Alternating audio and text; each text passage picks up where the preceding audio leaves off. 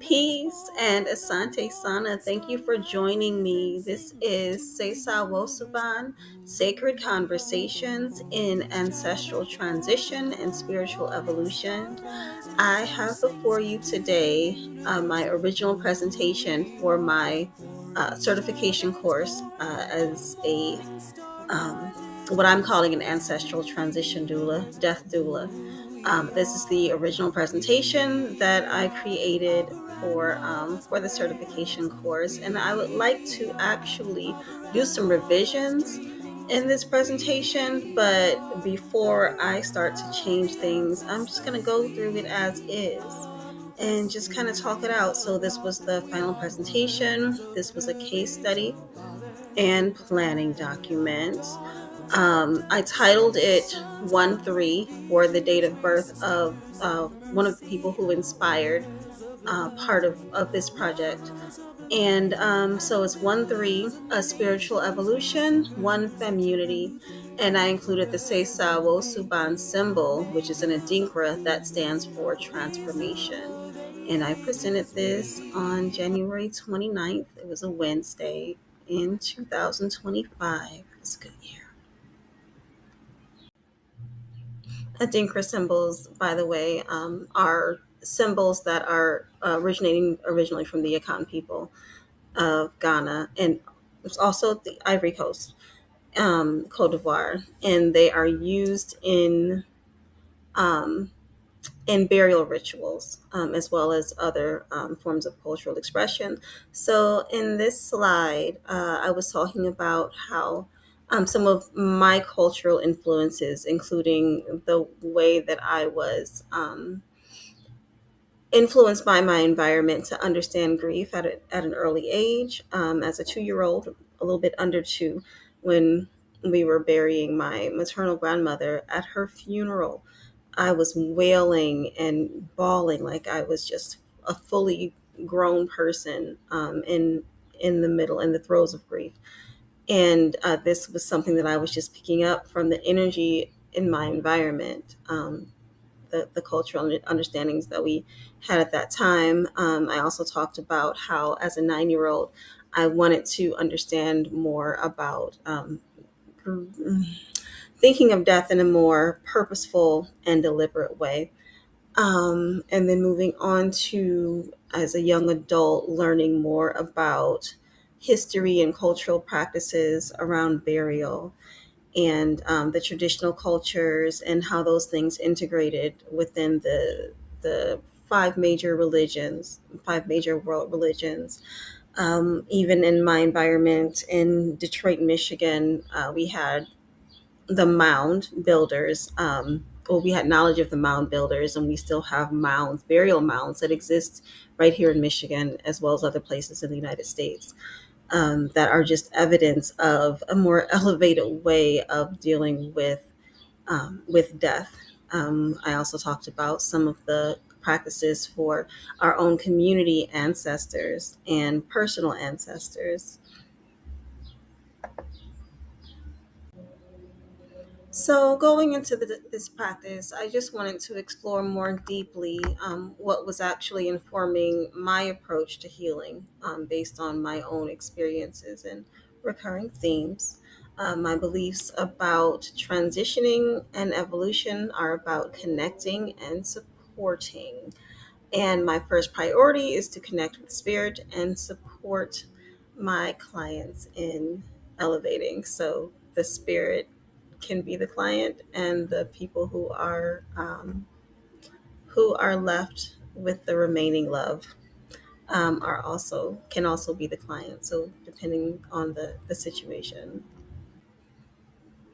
So here in my 27-week belly is one of my gifts toward understanding, having, being able to bring more dimension into the way that we think about death, is my Tafari, who at 27 weeks gestation was done with his assignment, and he was ready to go on back and not come forth. So this definitely got my attention. This was the beginning of the third trimester, and one of those, we call this a definitely a traumatic event, um, but a gift nonetheless.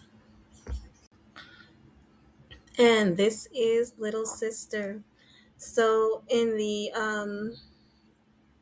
also coming from the Akan tradition, which I definitely have borrowed from quite a bit in my life, we do not name a child until after 8 days have passed after birth. But I definitely did have a name for her swimming around in my head. I knew that her name would be Ayoka, which means joy comes home. And there was definitely some trepidation when it came to that, because I was real clear on the possibility of like duality, the idea of joy having to be accompanied with pain, sunshine, rain, the song. So I I received that joy would have something to do with her name, and I was also concerned about Joy having something to do with her name. Resistant, certainly. But in the end, we did end up with Ayoka. And here she is. Sweet Ayoka, joy comes home. And she did. And she did her thing. She came home, and we spent 3 days with her, 3 beautiful days. Um, no concerns, many tests and assurances. And yet, 3 days, that was her time period, that was her assignment. And she did what she needed to do, and she continues to work, even after and through her transition. And she continues to inspire. She had that look on her face like, I know something you don't know. Haha. This little smile that you don't expect to see on newborns. I mean, it was a little suspicious though. Um, Baby Ayoka, Ashe. So I just wanted to share some of my inspirations, my gifts, my catalyst who sent me down that rabbit hole and into the chamber of healing for sure. Um, I would definitely call it a rabbit hole. So we were looking at all different forms of spiritual connections. I was just trying to find out where these babies were going and why. I needed answers. So with the spirit animals and the automatic writing, psychedelics, crystals, the herbs, everything. They really sent me again down the rabbit hole, um, into more exploration. They got my attention. And I was willing to do what was required. I wanted to definitely respond to the request that I felt had to be being made. I just needed to know what the request was. So it was 3 years after my daughter Ayoka's third anniversary, and I was like, "Hey, what would you what how can I what do you want? how can I how can I deliver? What is it that I need to do as a parent in this realm to meet your needs in that one?" And the response was like, just do what you're doing. Remembering. We remember our ancestors. We talk about them. We express gratitude for them, and that was enough. But then also, there, on the anniversary of her birth, I found a certification course, a death doula certification course. And the course began on her date of birth and it ended on her ancestor day. So obviously I was to explore this. So I came up with a mission statement, a NIA statement for Sesa Wo Suban, Ancestral Transition Doula Services. Sesa Wo Suban Spiritual Evolution and Ancestral Transition Services is honored to provide compassionate and culturally affirming support to the Detroit community, grounded in African centered cultural practices and universal African spiritual healing principles. We honor the sacred transition of life by integrating traditional rituals, ancestral wisdom, and holistic care to foster healing, dignity, and reconnection. Through personalized guidance and unwavering presence, we empower individuals and families to navigate their journey with grace, resilience, and a deep sense of community. Using clues from ancient wisdom to guide your personal path with life changes. We try not to use the word loss, assisting you through unexpected grief. So there are already, I can see off the bat, things that I would change about this mission statement, but let us continue. So this was me imagining my business and how I would present this in the form of an elevator pitch. Um, Elevator pitches are not my thing. I don't say anything quickly, but we provide compassionate, dignified, non medical support to individuals and families navigating the ancestral transition journey, um, and we do it with cultural integrity. I don't know. I think there's more to it. That was less than 30 seconds, but we'll see. So I also imagine resistance or pushback when it comes to even the idea of needing death doula, the idea that they even exist. And I said, nobody was talking about death doulas until that episode of Atlanta. People didn't need death doulas in the past. And historically, communities often had natural supports for the transition process through extended families or community members who took on similar roles.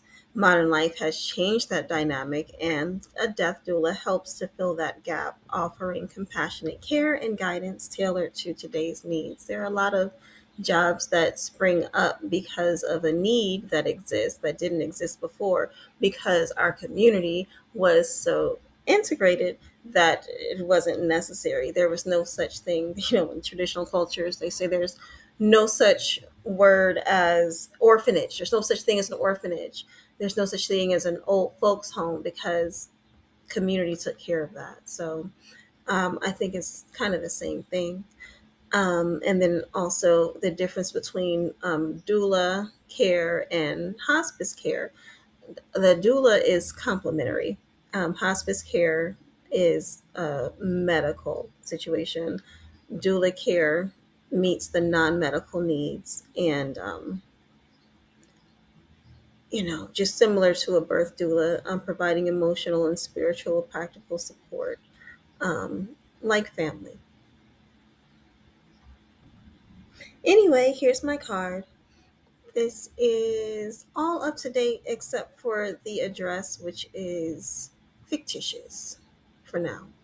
And my this is not my website landing page. My website doesn't look like this, but Sesa Wo Suban Spiritual Evolution Ancestral Transition Doula. Fewer words, I think. So this case study was inspired by the one whose birthday is January 3rd, who I will to whom I will affectionately refer as Mama Koumba, who is in real life a Capricorn sun. In cardology, she's a jack of spades. She is creative, charming, resourceful. Her black moon Lilith is in Taurus. So she desires worldly things, but has a strong sense of spirit. So I was thinking of using all kinds of resources for insights into uh, who a person is and what their journey is like. And that could be through their astrological chart, that could be through the choices that they have made in their life. In this case, um, this this person chose she requested that we wait 40 days before actual having her ceremony, her celebration, because she would be traveling per the Akan tradition, the 40-day time period. Also, she was raised Catholic. She had 8 siblings. Um, she had children who she would be leaving behind and who would have certain needs that she wanted to be able to tend to in both realms. So, of course, it's important to understand the goals of the client, um, as well as the to be able to assess where the client is and where the family is in processing this change that is about to happen, that has been happening. So, how are they acknowledging where are they in acknowledging the loss? What are the family dynamics like? Um, so, how many children are there? Who is going to be, um, who's going to remain behind once the person has transitioned? What needs are there um, on the part of the person who's passing, or those who will be left behind? How can they be empowered through education, even when it's down to those worldly things like making the checklist, guiding through them through what the hospice process is going to be like, strategies for support, what kind of healing practitioners maybe would they want to employ, um, what kind of projects might they want to do to help to sustain the connection, maybe like a video, a time capsule. What plans do they have for the long term, after the passing has taken place? So we need to have a way to assess where they are in their processes and all those details, and figure out how to support them in meeting those needs. So, not a small job, not a small task. Let's get those priorities in order. Let's talk about the difficult conversations that do have to be addressed. Um, a good question would be for anybody at any time: what are the most pressing matters for you to examine as a group? So, an example of that is, maybe the client has a special request about what is going to happen with the children. They would definitely want to know what those desires are, and to talk about that while they can talk about it. Um, what are the advantages and disadvantages? What are the pros and cons? You have to sit down and have these serious conversations, these difficult conversations, and sometimes you need an outside party um, to breach those conversations, because that they have to happen. So that's the advanced directive conversation. How do you want the passing to take place? Um, Somebody might say with privacy and a peaceful environment. Somebody might say surrounded by as many people as possible. It's going to be up to that person. And what are the most important things to that person and to the family? Again, let them talk about it. What kind of personal wishes do they have moving forward for after they're gone? What is their legacy going to look like, and what are they going to do to make that clear? Uh, those sensitive discussions again. What are the things that you're holding closest to your heart that need to come out? When we're talking about the desires of the client, what are some of the healing modalities or forms of spiritual care that they may desire and are comfortable with, such as baths, spiritual baths, shamanic Reiki, head washing? Um, there was one thing that really stuck with us that this particular mama said. She said, I know what this looks like. It looks like I'm dying, but I am healing.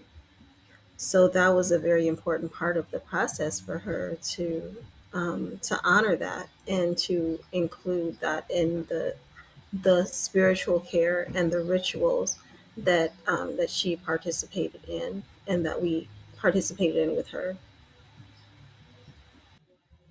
So here's something that we can do, and let's call it an energy circle. So this is forming a circle, including the client who may be laying in bed using breath work, holding thoughts of evolution and higher consciousness, elevation. Join with her while holding the intention of ascension, fortifying her spirit for the coming journey, because it's going to take energy. We say ashe to our ancestors, we can say ashe to each other, um, so that they have the required energy to soar in their next form. Just an example. So this is about breath work when it comes to creating space to explore what change means within your body, the impending change or the change that's already happened, making space for yourself, bringing attention to your breath, um, allowing your mind to go where it goes. We're just all here collecting information, so let's observe where we are in our processes. When we're talking about grief, there's a word that I'd like to come up with something else for, like um, something else, but bringing to mind the loss or source of grief that you're experiencing. You might recall a memory or a person or simply a sensation. It could be a sensation of sadness, it could be something else. We need to be open to all of it because there's more than just one side to things. So there is also gratitude and joy and bliss. So we're revisiting and challenging the idea of grief, and also revisiting and challenging the idea of what do legacy projects look like when we're celebrating. So these were just some suggestions. There's the idea of having like a certain kind of tree in the family home, that you use as a central place for veneration, creating a performance. It could be, singing, dancing, music, whatever it is.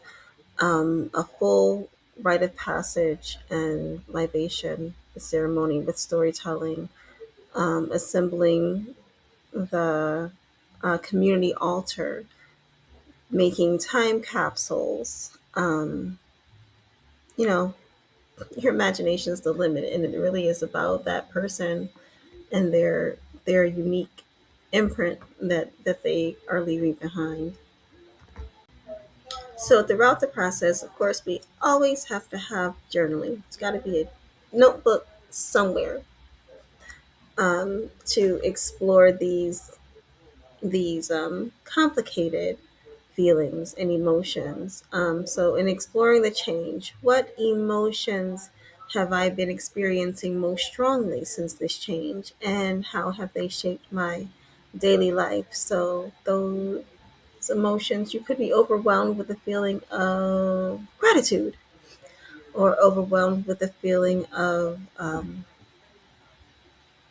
There can be sadness, of course. Um, you could be feeling numb. There can be a feeling of apathy, you know. So, whatever it is, no judgment, no bias, it needs to be explored. Um, Honoring the relationship. What are the most cherished memories that I have of the person or situation that has changed? How can I keep their essence alive in my life? We love inside jokes, but there's definitely no one or two answers for that. It's about the questions. Finding meaning in grief. What lessons, if any, have emerged from this experience, and how might they guide me in moving forward? Rediscovering self. Who am I now? Our relationships really have a lot to do with the way that we look at ourselves. So when you're missing one part of it, then who are we? Are we still the same person? Seeking purpose. What causes passions or actions to feel meaningful? That is really small writing, so that's something that I would definitely change. How can I take one small step toward embracing them? And number seven, there had to be seven, visualizing the future. What steps can I take moving forward on this path? So, if you are a person who participates in any way in spiritual work, you know these things, that there have to be self care strategies that are in place, um, ready to recharge. So, as a practitioner, you should be keeping up with your own grief journal. You should be in touch with where you are in your process. Revisit your own recurring themes. Whatever it is: anger, fear, judgment, attachment, and on the other end of the spectrum, um, protein after meetings when you're doing spiritual work, especially, you got to have that protein together. If you do eggs, that's great. Seeds and ABH, always be hydrated. Um, Participate in the breathing that when you're leading the breathing exercises. If your client is breathing, you should be breathing too. Um, Dig deep, proactive planning, gentle scheduling. That's like, how about one client at a time, for a while? Um, let's not burn ourselves out. Seek community. The healers are supposed to be part of the community of healers. You can't be the only one. Get your own spiritual advisor, have a community of them, and always do your self assessment so you can make. Okay, I made a survey, so that's one thing that you can do. But come up with some way to self assess. Again, if you're doing death doula work or just anything where you're working with people, one job where you work with people is being a teacher or being a parent. These are all situations when you're working with people, and so you have to have these strategies in place to be able to, again, recharge in order to be the person that you need to be and that they need you to be. So that is something that I have relearned again in this process, that I wanted to definitely include in this and share. Um, so I've definitely seen quite a few things that I would like to change, um, in this presentation, and a lot of things that I would keep the same. So I don't know how long this was, but feel free to give me some feedback. And we'll be going into the second season of Sesa Wo Suban, Sacred Conversations. We're going to take a little break, and we will be back with more insights and more beautiful guests and conversations. And thank you for hanging out with me. I sure hope this was audible because I've noticed that my voice is a little bit low. But peace and love, Asante Sana, and I'll be coming up with the closing one day. Deuces.